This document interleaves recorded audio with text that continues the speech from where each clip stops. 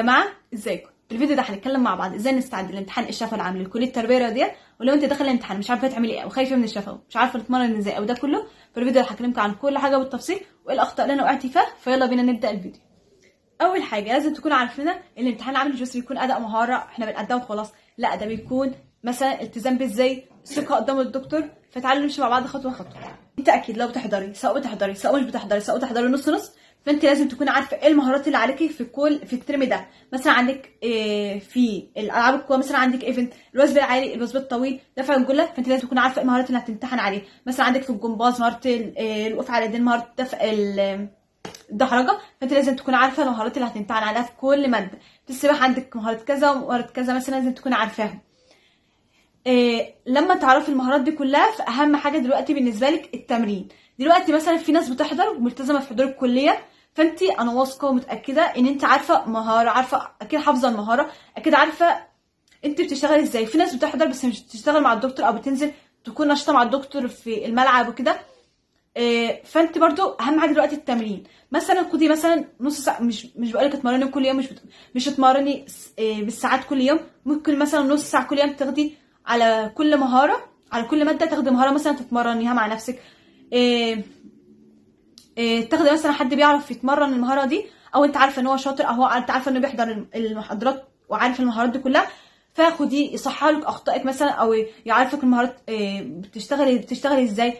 ما تروحي في البيت مثلا مع نفسك في البيت بالراحه، وخدي اشتغلي المهاره بالراحه، ما تشتغليش بسرعه، وصوري نفسك فيديو وانت بتشتغلي من حيث ان انت وانت بتعملي الاخطاء اللي هي صلحتها لك مثلا، او اما نزلت مثلا تمرين معاهم ايا كان عرفت المهاره من مين، فانت تكون عارفه انت اخطائك ايه. فما صوري نفسك فيديو وانت بتشتغلي بحيث ان انت اما تشوفي الفيديو تعرفي ايه هو خطأك، فتعيديه تاني تالت مع التكرار تحسي انت احسن بكتير من الاول.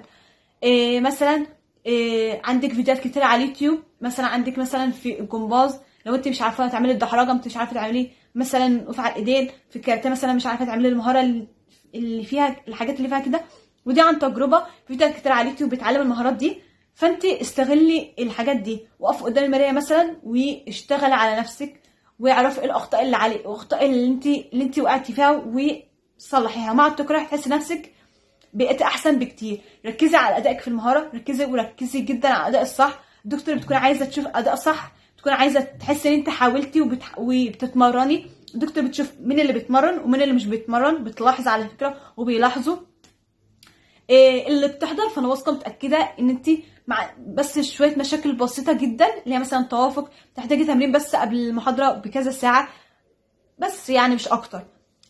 بس حاولي تتمرني دايما عشان ما تنسيش. حتى لو انت خايفه ان انت هتنسي، لا خليك واثقه انت بتعملي اللي عليك وبتحاولي وحاولتي ونزلتي واتمرنتي. حتى لو انت مش بتحضري الكليه حاولتي ان انت تعملي مجهود، فعرفي ان ربنا مش هيضيع مجهودك. ركزي بس على الاداء الصح. عندك في محاضرات السباحه مثلا في ناس كتير بتنزل المحاضرات، او في ناس مش بتنزل. مثلا الناس اللي بتنزل وبرده بيحسسها نفسك ان انت مش بتعملي، ودي تجربه برده ان انت مش بتعرفي، او ان انت محاضره مثلا ساعه فمش بتلحقي تتمرني، بتاخدي وقت كبير، والسباحه بتاخد فعلا وقت كبير على تتمرني وتعرفي الحاجات ديت. فانزلي تمرين مثلا بالحصه. في دكاتره في الكليه بيمرنوا، فانزلي معاهم تمرين. حاولي تجتهدي في السباحه دي بس عشان هي مكمله معاكي لحد سنه رابعه، فحاولي تجتهدي في السباحه. ركزوا قوي في الاداء الصح، ركزوا في شكلكم، ركزوا في شكل الاداء وانتوا بتعملوها، وركزوا في ترتيب المهاره. مع ترتيب المهاره مثلا عندك في الوثب العالي الرجل اليمين اللي بتطلع الاول، بعدين تخبط رجلك الشمال اللي بتخبط الاول على الارض كده. يعني الدكتور بتركز على تفاصيل معينه. حاولي انت تركزي فيها، حاولي انت بتمرني تركزي فيها كده. يعني ركزي في اداء الصح للمهاره، وركزي في ترتيب المهاره. مش لازم تعمليها بيرفكت، بس ركزي في الاداء الصح. ركزي في مثلا الرجل دي هي اللي بتخبط الاول، فانت ركزي ان الرجل اللي بتخبط الاول، الايد اللي بتطلع الاول، فالايد هي اللي بتطلع الاول. ترتيب المهاره. لو انت في مثلا في محاضرات بتكوني مع واحده معاكي في الكشف كده، يعني زي مثلا مسرعه، فبيكونوا لازم اتنين يكونوا مع بعض. فانت خدي اللي معاكي في اللي معاكي وراكي في الكشف عشان تعرفوا تعملوا مهاره قدام الدكتور انتوا الاثنين صح، فتمرنوا انتوا الاثنين مع بعض. مثلا عندكم جمله جماعيه او عرض جماعي في التمرينات وكده، الشعب كلها تروح تتمرن، لازم الحاجات دي كلها بتكون على الشعب كلها لها درجات، فليكي برضو شكلك قدام الدكتور الدكاتره بيكونوا عارفين الشعبه دي ملتزمه، الشعبه دي بتتمرن، الشعبه دي شاطره، الشعبه دي متعاونه، بتكون شكلكم قدام الدكتور حلو جدا. مثلا انتوا الاثنين عارفين ان انتوا ورا بعض الكشف، انتوا الاثنين هتعملوا مع بعض. عندكم المصارعه لازم اتنينات اتنينات اتنينات. في ايه تاني ثاني انا نسيت، بس في برضو ماده تانية بيكونوا اتنينات. خدي اللي معاكي وتمرني معاها، مثلا انا هعمل انت كذا وانت كذا، بروح عليه وانت بتعملي عشان انا عندي مشاكل في كذا. لازم تكونوا عارفين بعض وتتمرنوا مع بعض اكتر، بحيث ان انتوا تعرفوا تعملوا مع الدكتور مع بعض احسن. بالذات في التمرينات والتعبير الحركي، بحس ان ديت بالنسبه لي احسن محاضرات او احسن تمرينه كنت بحضرها. بس تعاون الشعب مهم جدا في الحاجات اللي زي ديت. لازم تكون الشعب كلها متعاونه مع بعض، وانتوا بتعملوا مع بعض، تحبوا بعض وانتوا بتعملوا، عشان بيكون في خناقات كتير قوي بالذات في المحاضرات ديت.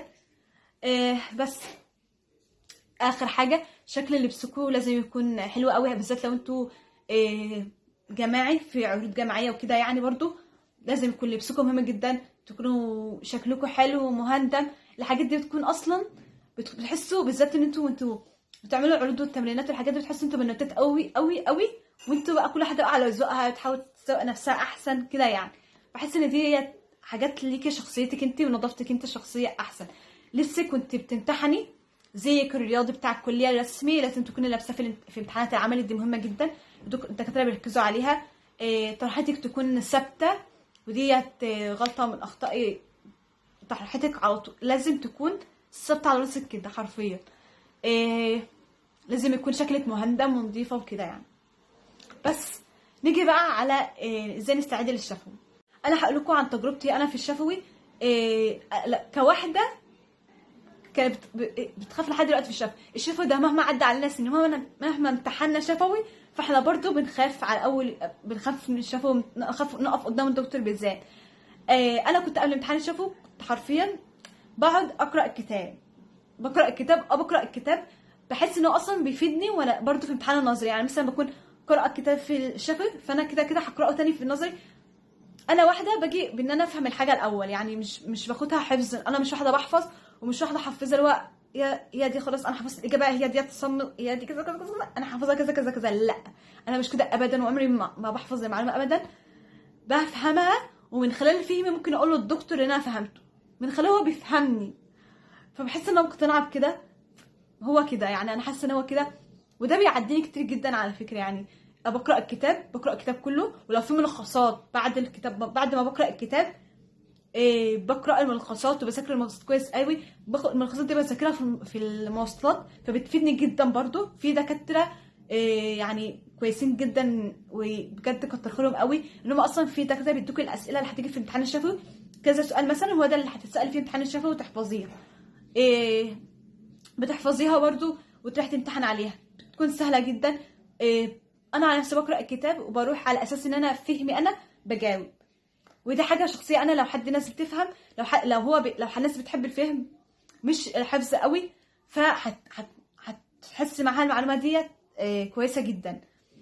بس الملخصات بتكون مفيده جدا في امتحان الشفوي. بس بحس برضو ان انت وانت بتذاكري الكتاب في اول مره في امتحان الشفوي، اما تيجي تفتحيه تاني في الامتحان النظري، فانت هتحسي نفسك اوكي تمام، انا عاديه وفاهمه وفاهمه عادي الكتاب والماده لو انت اول مره تفتحي الماده بتتكلم عن ايه.